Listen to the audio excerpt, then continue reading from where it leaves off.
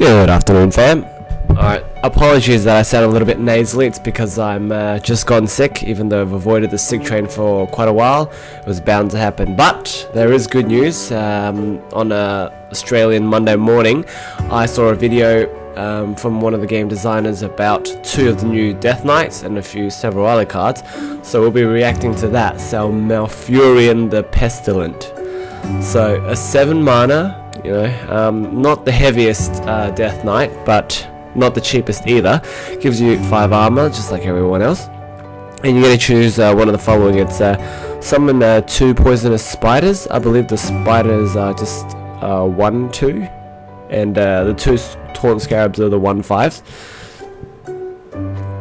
So maybe nothing too amazingly impressive, but I really think. I feel like by turn 7, a lot of your opponents would have already used a lot of removal spells to, possibly Flame Strike and all that. And if they don't know you're running this, 1/2 Scarab can really contest the board, believe it or not, surprisingly. Because, rogues, for example, are more likely to use their backstab sort of mid to early game, so they can delay until their miracle turn. And the taunts could just be very good for possibly protecting your Jade Golems or anything like that. Yeah, and the hero power is you get to choose to gain 3 attack or gain 3 armor. We're not sure how it interacts with Fandral just yet, but it's sort of like a mini Feral Rage, right? So it seems really strong for Druid. I don't know if this card will so much. Maybe it will fit in the aggro in some way instead of maybe more mid-rangey, because 7 mana is, usually by then things are already over, or maybe you just need that extra push for that 3 damage, which will be provided by Malfurion himself. So yeah, I just realized I'm spitting in this mic a lot. Apologies for that. Anywho, get excited. There are more cards to come. I haven't talked much about. Sorry, this card. Druid of the Swarm. Choose one, which is basically I think it's just basically his hero power. So you're going to choose one of these 2. So for 2 mana, it's actually really good. Really good. You can choose it's probably the strongest 2 mana taunt, right? If you choose it to be a taunt. So yeah, it's so strong. It even fits well into the aggro druid. Basically, a lot of aggro's deck usually runs sort of like a cheap taunt just to sort of protect the board a little bit, and this does that perfectly. So that sort of allows you to play a little bit more into the aggro side. Potentially control as well with the introduction of the Pestilent and Hadronox. Now Uther.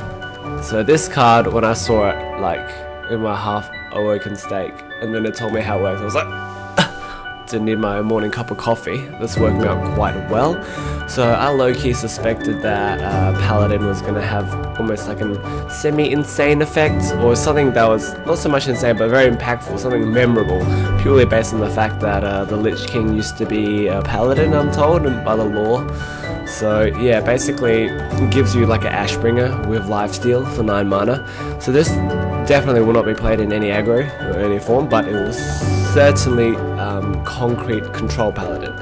Now, a lot of people I saw on the comments are like, oh, the control Paladin meta is too OP or too cancer, but thinking back into Mean Streets of Gadget Sam, Paladin was nowhere to be seen. It was a laughing stock, They said, if you want to reach legend, don't play Paladin.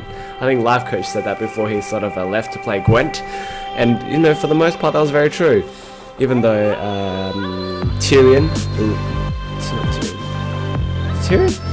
the guy that gives you the Ashbringer, he was very strong. One of the strongest classic legendaries without a doubt. So you either want to play Tyrion before or after his guy's weapon is done, but his hero power is nuts. Let's scroll down to see what it is. For all of you who don't know what I'm talking about, please check out the video and just be mind blown. Just stop watching my video. I'll put a link in the description below, but definitely check it out before you see my reaction, or the spoilers I could say. Okay. Alright, yeah, so here you go, Malfurion, blah blah blah, we've talked about him, that's what he does. cool looking spider. Now the 4 horsemen. So summon a 2/2 horseman. If you have all 4, destroy the enemy hero. That's right, destroy. Okay. So a lot of people made fun about the void form for Shadow Priest. You know, oh, we felt that 3 damage was too OP for Priest, but then, you know, use your hero power 4 times to win the game. Kaden. Oh, YouTubers, their comments are so funny. But yeah, basically, if you summon, you can use this 4 times in a row. They all stick. They destroy the enemy hero. So ideally, in a game where, you know, it's fatigue, like you actually have no cards left, this is going to be insane. I feel like this would win every time in every fatigue battle. I don't know if this will, because I think Jade Druid possibly can contest this, just because, you know, they're jamming such high level, especially in the late game, like, you know, 14, 15, 16, 20, up to possibly even 30. I just realized the other day that 30 mana, no, 30 attack, 30 health golems actually have a different picture. Like, I just wasn't known to me because I never reached that level. But yeah, basically, you know, if you've got like a 15-15 jamming past your taunts and then hitting into your horsemen, then for sure you lose against Jade Druid. But against all the other matchups, you kind of win, right? Yeah, you kind of win. Like, with its hero power, you can just finish off any game. Like, Ashbringer usually is one of the ways that Paladins provide lethal in a control deck. So just having another copy of it, guaranteed. I wouldn't say guaranteed because, you know, stuff like Acidic Swamp Ooze and Gelatinous Ooze exist. But for the most part, you know, you get what? 20, yeah, they said 20 HP with the lifesteal. So yeah, Control Paladin's going to be insane. And, you know, for the most part, if that Paladin card came out on its own, it wouldn't be so, you know, so godlike. But with the addition of this card, yeah, sorry, I'm scrolling up and down a lot, but it needs to be sort of shown. This card, Blackguard. Whenever your hero is healed, deal that much damage to a random enemy minion. So Lifesteal, I think, is a form of healing, right? So you can deal 5 damage to something, and then you use Forbidden Healing, 20 damage. Hit 20 healing, 20 damage. That's the ultimate value.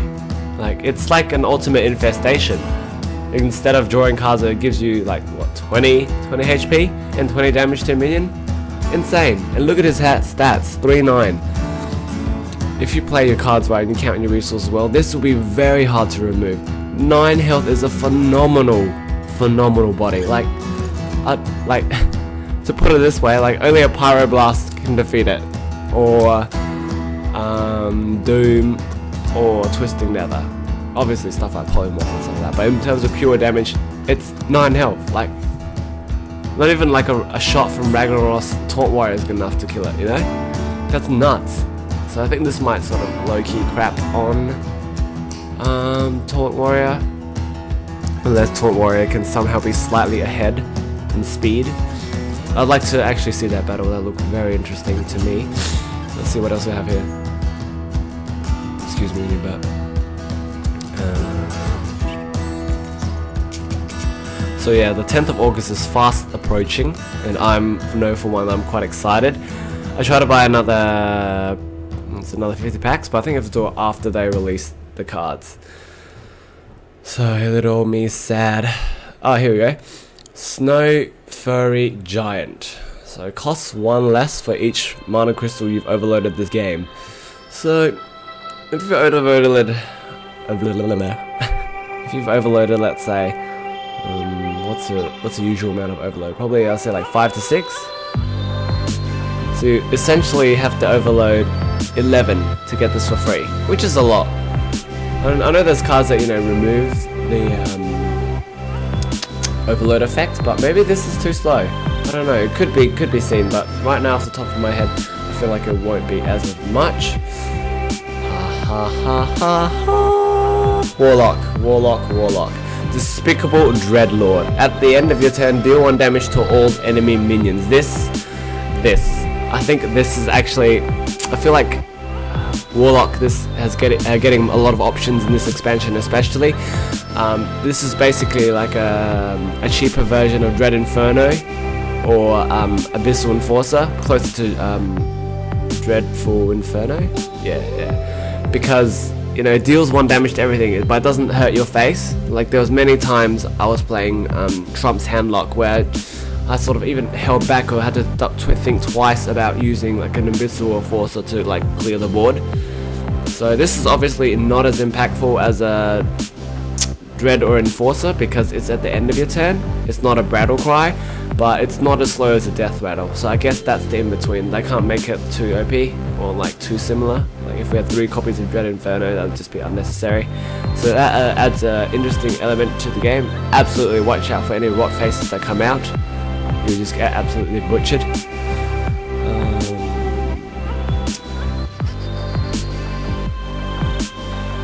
Yeah, I think that was it for the day, but it's kind of insane. Like, I'm really liking the Death Knight mechanics so far. Uther seems to be really stand out right now. I just have a strong feeling that yeah, Control Paladin will be a thing. Yeah, I think so. What is its quest? Yeah, I don't think the quest will see play in this. This just almost cements it so much to a certain direction. But absolutely, this is going to be a sick expansion for sure. I hope a lot more decks can be founded around these Death Knights and Ungora's quest, because that makes it a lot more interesting.